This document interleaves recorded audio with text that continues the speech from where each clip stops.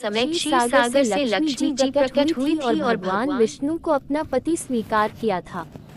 कथा इस प्रकार है, एक बार भगवान शंकर के अंशभूत महर्षि दुर्वासा पृथ्वी पर विचर रहे थे।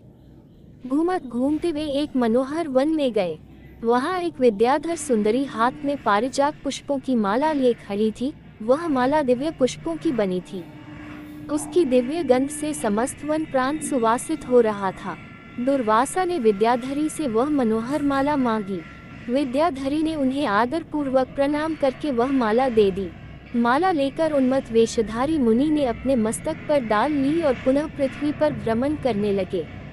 इसी समय मुनि को देवराज इंद्र दिखाई दिए, जो मतवाले ऐरावत पर चढ़कर आ रहे थे।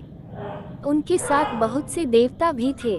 मुनि ने अपने मस्तक पर पड़ी माला उतारकर हाथ में ले ली। उसके ऊपर भौरे गुंजार कर रहे थे। जब देवराज समीप आए तो दुर्वासा ने पागलों की तरह वह माला उनके ऊपर फेंक दी। देवराज ने उसे ऐरावत के मस्तक पर डाल दिया। ऐरावत ने उसकी तीव्र गंध से आकर्षित हो सूंड से माला उतार ली और सूंघकर पृथ्वी पर फेंक दी। ये देख दुर्वासा क्रोध से जल उठे और देवराज इंद्र से इस प्रकार बोले, अरे ओ इंद्र, ऐश्वर्य के घमंड से तेरा हृदय दूषित हो गया है। तुझ पर जड़ता छा रही है, तभी तो मेरी दी हुई माला का तूने आदर नहीं किया है। वह माला नहीं, श्री लक्ष्मी जी का धाम थी।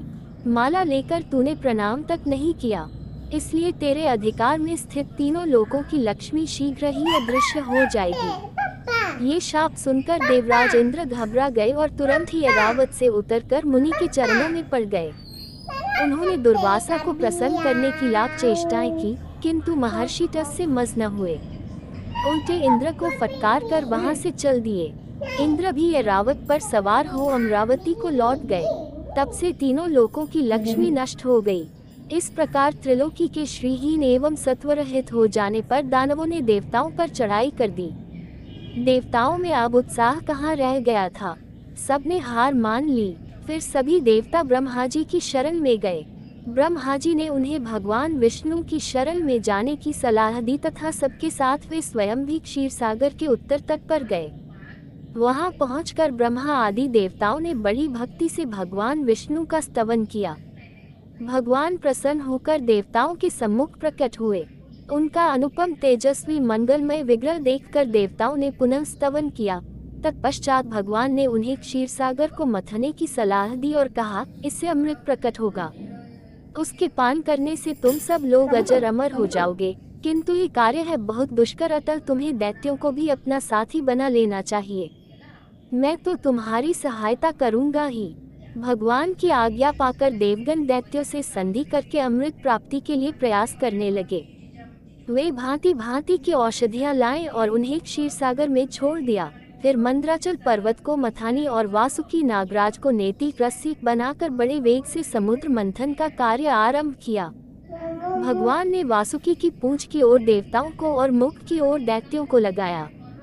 मंथन करते समय वासुकी की निश्वासाग्नि से झुलसकर सभी दैत्य निस्तेज हो गए और उसी निश्वास वायु से विक्षिप्त होकर बादल वासुकी की पूंछ की ओर बरसते थे, जिससे देवताओं की शक्ति बढ़ती गई।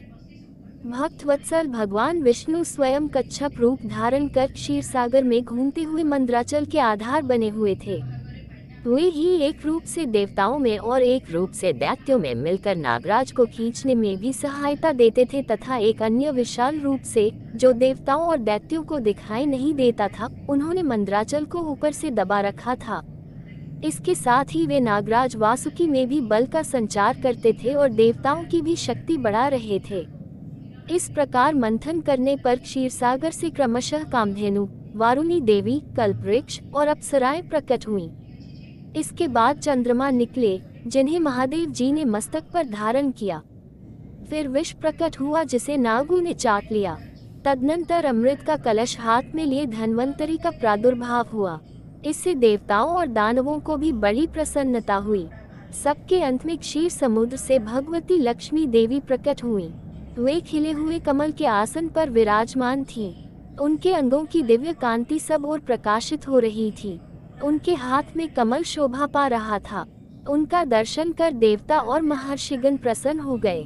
उन्होंने वैदिक श्री सूक्त का पाठ करके लक्ष्मी देवी का स्तवन करके दिव्य वस्त्रभूषण अर्पित किए।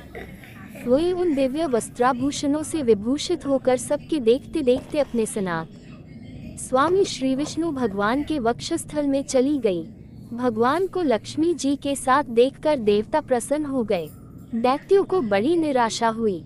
उन्होंने धन्वंतरी के हाथ से अमृत का कलश छीन लिया, किंतु भगवान ने मोहिनी स्त्री के रूप से उन्हें अपनी माया द्वारा मोहित करके सारा अमृत देवताओं को ही पिला दिया। तदनंतर इंद्र ने बड़ी विनय और भक्ति के साथ श्री लक्ष्मी जी ने देवताओं को मनोवांछित वरदान दिया।